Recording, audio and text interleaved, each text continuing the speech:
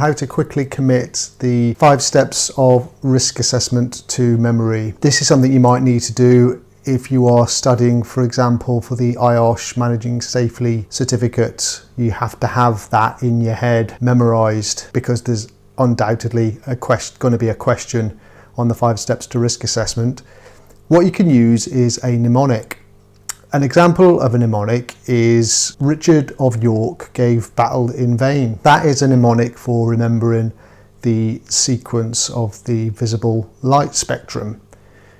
I doubt everyone really remembers is a mnemonic that I came up with years ago for helping learners on my courses to remember the 5 steps to risk assessment. I doubt everyone really remembers. So IDERR.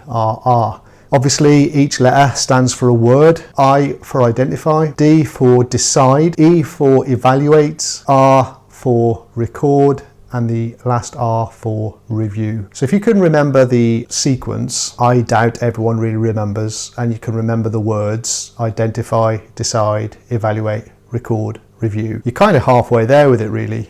Now, mnemonics do work best for things where there's only one word, but we've got to fill in a little bit more information. But if you can get to this point, you're almost there. So identify what. Before we continue, if you're considering a move towards working in health and safety, it's absolutely essential that you're well prepared. That's why I want to take a quick second to let you know that you can study for the IOSH Managing Safely or the NEBOSH General Certificate, both national and international versions, online with us at Stockwell Safety. So if you're ready to take the first step towards a rewarding career in health and safety, see the links in the description to explore our industry-leading e-learning, IOSH and NEBOSH courses. Identify hazards. Identify the things with the potential to cause harm.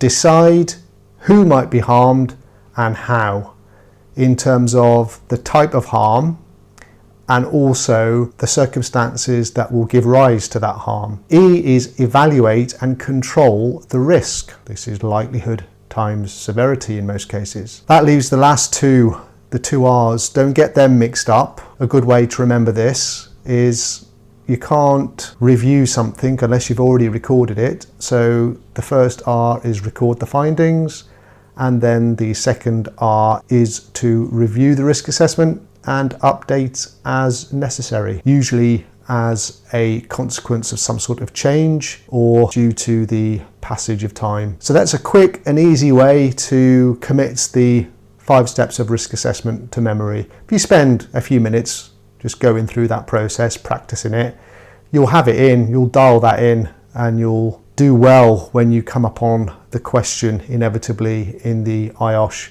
Managing Safely exam.